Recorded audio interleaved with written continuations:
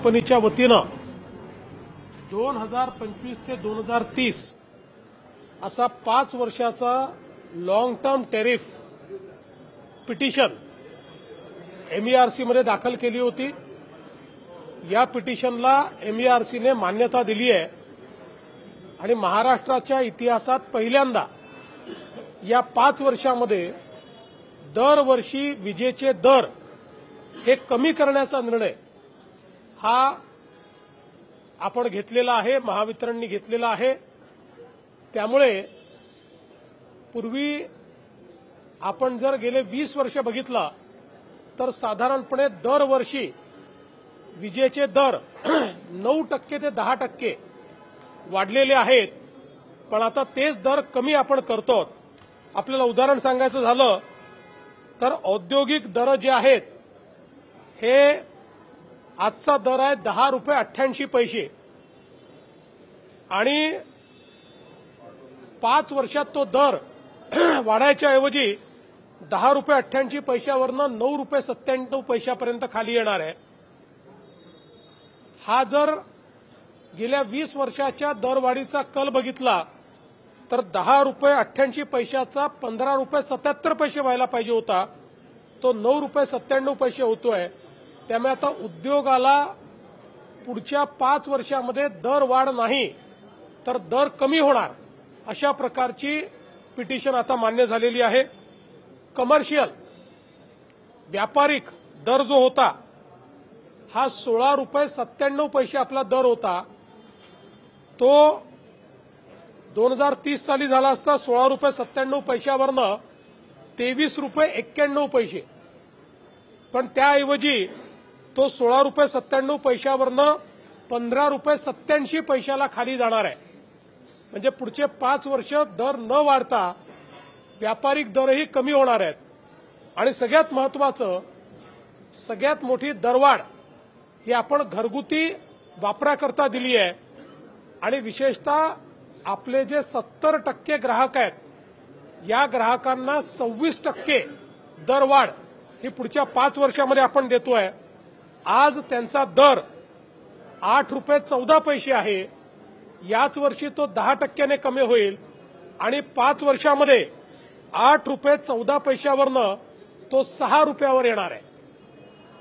जर का आपला 20 वर्षाचा वाढीचा कल आपण बघितला तर या 70% घरगुती ग्राहकांना 8 रुपये 14 पैशाची वीज हे 11 रुपये 32 पैशाला पडायला पाहिजे होती, ती 11 रुपये 32 पैशाच्या ऐवजी केवळ 6 रुपयाला या ठिकाणी पडणार आहे।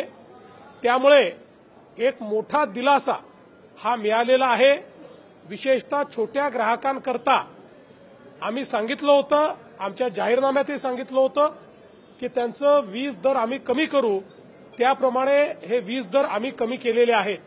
एवढंच नाही तर डेटा सेंटर जे आहेत यांच्याकरताही आपण वेगवेगळे इन्सेंटिव्ह जे दिले त्या इन्सेंटिव्हमुळे त्यांना केवळ 6 रुपये 60 पैशाची वीज ही त्या ठिकाणी मिळणार आहे।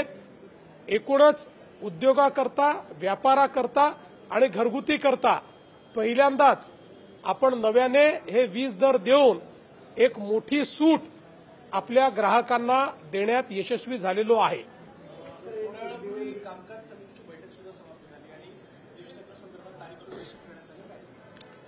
3 आठवड्याचं कामकाज निश्चित करण्यात आलेलं आहे आणि आम्ही कामकाजात कुठलाही कट मागितलेला नाही, सांगितलेला नाही, ठरल्याप्रमाणे पूर्ण कामकाज आम्ही करतो आहोत। सर, आनंदाची बातमी आणखी एक तुम्ही दिलेली होती केंद्राकडून मेट्रोच्या संदर्भामध्ये, काय नेमकी माहिती आहे आता? पुणे मेट्रोचा जो वाढीव टप्पा आहे या वाढीव टप्प्याला आपल्याला केंद्र सरकारने मान्यता दिलेली आहे। जवळपास 3000 कोटी रुपयाची मान्यता आपल्याला मिळालेली आहे। यामुळे पुण्याच्या सबर्बन क्षेत्रामध्ये पुण्याची मेट्रो पोहोचवण्यामध्ये आपल्याला यश मिळणार आहे।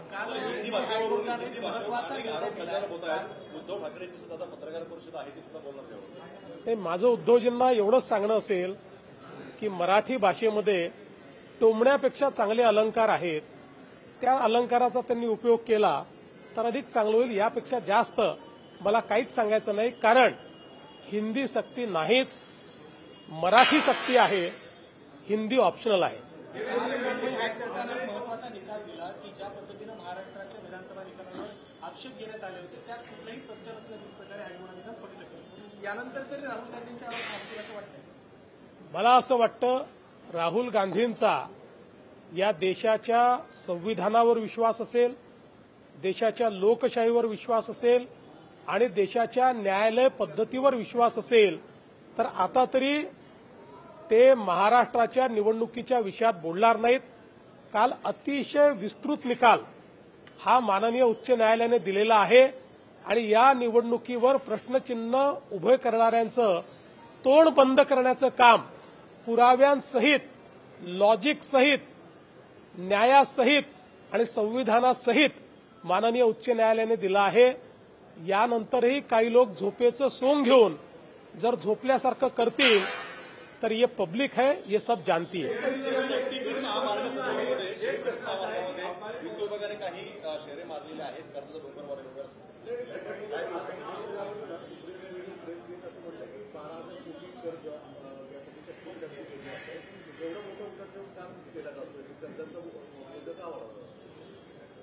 पहिली गोष्ट तर वित्त विभागाने कुठलाही असा आक्षेप घेतलेला नाही की जो वित्त विभाग कधी घेत नाही. वित्त विभागाचं कामच हे असतं की या सगळ्या गोष्टी पॉइंट आऊट करणं, त्या त्यांनी पॉइंट आऊट केलेल्या आहेत. त्यामुळे वित्त विभागाचा आक्षेप वगैरे असा याला म्हणता येत नाही.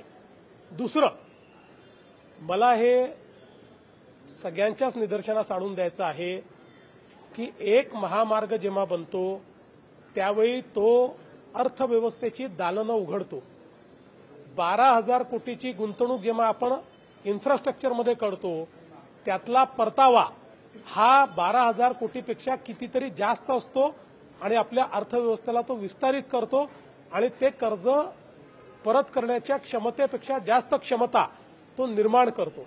आणि म्हणूनच जगातले सगळे देश हे कर्जातनंच इन्फ्रास्ट्रक्चर तयार करतात. कारण अर्थव्यवस्थेचा नियम आहे की तुम्ही जर इन्फ्रास्ट्रक्चरवर कर्ज घेतलं तर ते उत्तम कर्ज मानलं जातं. त्यातनं विस्तार होतो, अर्थव्यवस्थेचा विस्तार होतो, अर्थव्यवस्था बळकट होते आणि त्यातनं रोजगार निर्माण होतं. काही लोकांनाही सवय, ते प्रत्येक गोष्टीला विरोध करतात.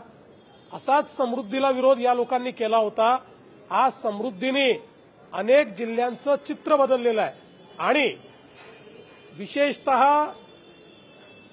मराठवाडा आणि जो दुष्काळी पट्टा आहे याचं चित्र जर बदलायचं असेल तर शक्तीपीठ महामार्ग हा त्याचं उत्तर आहे.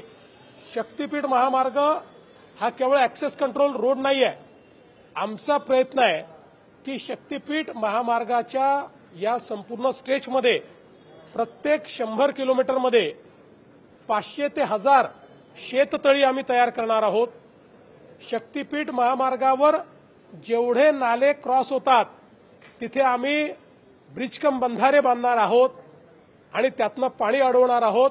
त्यामुळे दुष्काळी भागामध्ये याचा जलसंवर्धनाकरता आणि जलपुनर्भरणाकरता एक मोठा उपयोग देखील होणार आहे. आणि यासोबत याचा उपयोग करून मोठ्या प्रमाणात ग्रीन एनर्जी देखील आम्ही तयार करणार आहोत. त्यामुळे मराठवाड्याचा आणि दुष्काळी भागाचं चित्र पूर्णपणे बदलणारा असा हा शक्तीपीठ महामार्ग आहे.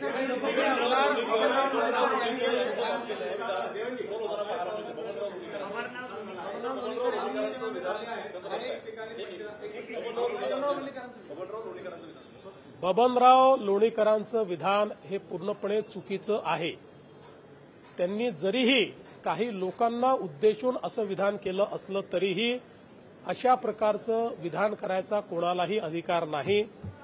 देशाचे प्रधानमंत्री ज्यावेळेस सांगतात की मी प्रधान सेवक आहे आणि आम्ही सर्व हे जर जनतेचे सेवक आहोत तर आम्हाला मालक बनता येणार नाही. त्यामुळे बबनराव लोणीकरांचं जे वक्तव्य टीव्हीवर आलेलं आहे ते पूर्णपणे चुकीचं आहे. अशा प्रकारचं वक्तव्य देणं योग्य नाही. तशी समज ही बबनरावांना देण्यात येईल.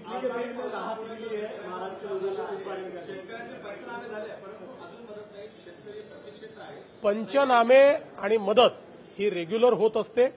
मागच्या काळातही केली आहे, पुढेही होईल.